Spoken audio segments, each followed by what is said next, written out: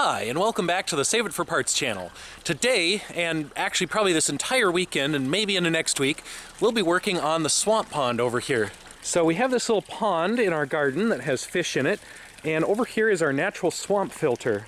So this is an auxiliary pond that is mostly full of sand and gravel and then cattails. And the idea of this is to filter the water from the fish pond, bubbling it up through the bottom of all that gravel and sand, and then having the biological stuff clean out any algae and nutrients, and then the clean water is supposed to run back off into the main pond. Now you'll notice that right now we have this little auxiliary or emergency filter running, which is making a ton of noise, and that's because the swamp pond leaks. So all last year we were fighting leaks in this thing, we were losing water, and this year we have not started running the swamp pond. We've got this little emergency bucket filter set up. That's filtering the water for the fish, and my next job here is to dig out this entire swamp, dig it all the way down to the bottom, pull out all the stuff, plug up any holes in the bottom, including the original filter inlet that was all underground, replace that with an overground filter inlet from our little pump box bench thing here. So the new pipe's going to go over the side rather than way underground. I had heat tape on it, I had it buried nice and deep, but I think it still froze under there and we lost that underground plumbing. So we're going to have to give up on that and go with near surface plumbing for this project. Anyway, I anticipate this is basically going to be a whole weekend of me standing in a muddy hole, so I don't know how much I'm going to be able to film or comment on it. We might just set up a GoPro and do a time lapse of me with a shovel.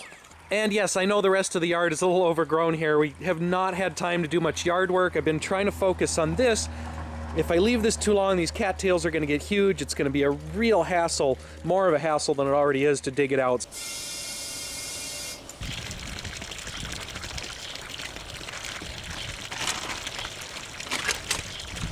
I'm only like 15 minutes into this project, and I was trying to be really careful and pull out the cattails so we could save them. And I had two little trowels so I could be really careful, and then I broke one of my trowels. Then I broke the other trowel, so now we got a real shovel.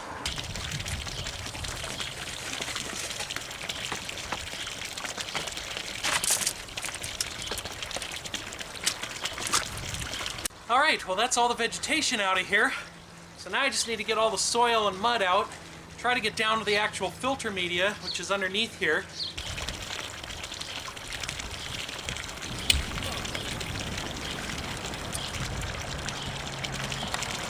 Alright, well, we're down to about where we originally had a gravel layer, and all the gravel has kind of migrated and mixed itself into the mud, so I'm not really finding a defined layer anymore. Trying to keep the gravel separate in a bucket there, and then all the dirt is just going in these wheelbarrows and buckets, and it's taking a lot more wheelbarrows than I expected. I think the dirt kind of increased over time just from plant matter breaking down and stuff from the pond getting pumped into there and decaying. Alright, so we're finally down into the guts of the filter here. Got kind of the bottom inspection hatch open. So there's a space underneath these plastic pieces where the water circulates. The water comes in from there, goes through these plastic pipes all the way underneath here and comes out a bunch of holes underneath all the gravel. And the idea is that it bubbles up through the gravel, up through the mud, kind of aerates everything, filters out all the nutrients, all the gunk, all the fish poop and whatnot. Now, since our underground piping over there is leaking, we're going to chop this off, plug up the hole going that way, and then plumb this inlet into something, I don't know, coming out the side and running over to the pump here. These other riser pipes are kind of clean outs, so if this gets plugged in the future, I don't want to have to dig all this out ever again. So these I can stick some water, I can stick suction on them, I can kind of backflow and clear everything out down there if I have to, or at least that's the theory. So I've showed our DIY garden pond in a few prior videos. We dug this a few years back. We put in the pond and the swamp pond to naturally filter it, and then we threw in a couple 10-cent goldfish to clean up the mosquitoes. Those goldfish have gotten huge, and they put up with just about everything that happens in this pond. Low water, cloudy water, heat, cold. They live through it all. We've even had a few wild frogs and toads move in. We've had wild ducks land in the pond, and it's been a great resource for bird watching. All the little Tweety birds love it. Unfortunately, there is quite a bit of maintenance on it. We've had ongoing issues with water leaking, with pipes freezing, and we've just been trying to track down water loss issues for the last few years. Here's a quick diagram of what the pond system looks like. The main pond is deep enough that it doesn't freeze at the bottom, so the fish can overwinter, with the addition of a little bubbler or heater. And then the swamp pond has a bunch of gravel and rocks and dirt in it, and that helps filter out all the poop from the fish, all the cloudy stuff from the main pond, and put nice clear water back into the fish pond. All right, it's day 2 on the swamp pond redo, and we're thinking of actually making some changes here. So as it is, the pond has this gravel in the bottom, and then it had all this dirt on top, and we're kind of thinking we might ditch the dirt and just go full gravel all the way up. We'll put in some lava rocks, we'll put in some pea gravel, and that will catch more stuff. It'll clog less often, it'll put less dirt overflow into the pond, and I'm thinking that the cattails I saved out of there are going to do just fine. In fact, we'll probably still have to weed those out because they're pretty invasive. We're also going to be redoing some of our garden barrels here. These are just made out of 55-gallon plastic drums cut in half, and these are about 10 years old now, so they're starting to show their age. The paint's coming off of them. They're getting damaged from UV. They're falling apart. So we're going to pull some of these out and replace these with a cedar raised beds. And those raised beds are going to be a little bigger, so we might be able to reuse some of the dirt here for those. So in addition to all the gravel that I pulled out of the pond and carefully rinsed off, we found some extra gravel and rocks in the shed that had been left over from another project. And then I actually did go to the hardware store and buy some lava rock or pumice and some more pea gravel. And yes, it does seem silly to go out and buy rocks, especially here on the Save It for Parts channel. When I was a kid, we lived in Alaska, you just went out on the beach if you wanted rocks. But apparently here in the city, people don't appreciate it if you just start, digging a hole somewhere and taking rocks out of their yard or out of a park. So you actually have to go to the store and buy it. On the other hand, we have managed to find a few interesting local rocks just down by rivers and whatnot. These are actually limestone with fossils in them. So all these little round things are like plant stems or tubeworm stems. And then we've got some interesting leaves, some little shells, all kinds of little critters in here. Now we can't really use limestone directly in the pond because it leaches lime out and that's not really good for the fish. But we can use these as decorative rocks around the pond border. And we have a few pieces like that already with these little snails in them. I've been trying really hard not to step on these guys as I work on the pond, so I don't want to break these off too much. I've also put another plastic plate down there that's lifted up a little bit to give a little more space for silt and debris to settle out, just so that things don't clog up as quickly.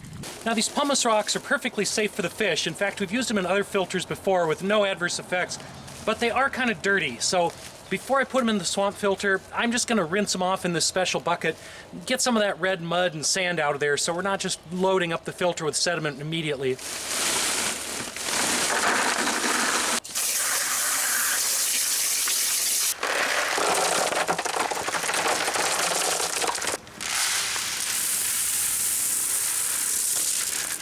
All right, we're done with the gravel, so I'm going to put the plants back in and start adding water.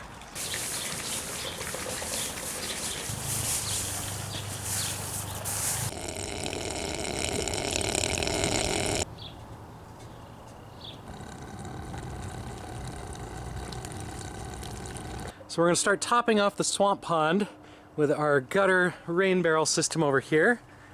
And that has this overflow, which I can also pipe into from the barrel.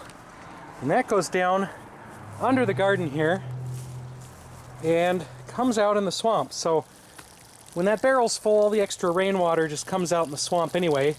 But we can also use it to refill the pond directly from the barrel like this.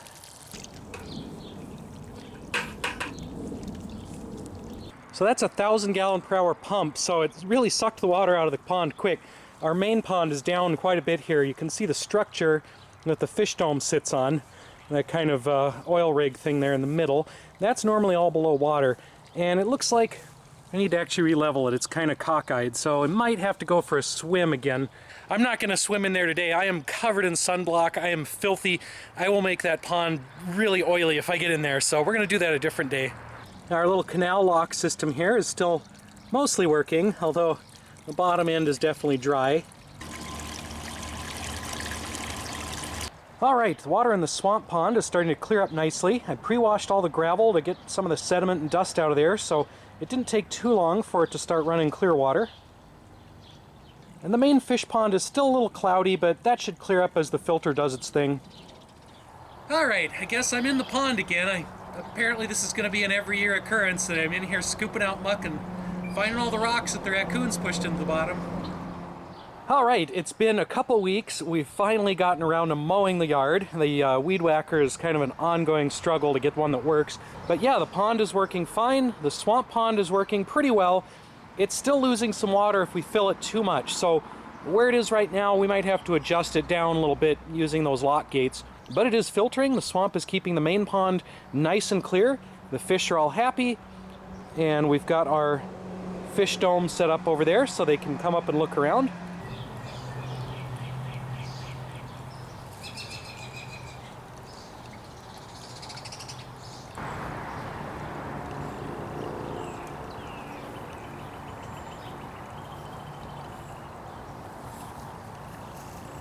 Now we've also been working on an automatic refill system to top off the pond when the water level gets low, but that's going to have to be another video, so stay tuned for that one.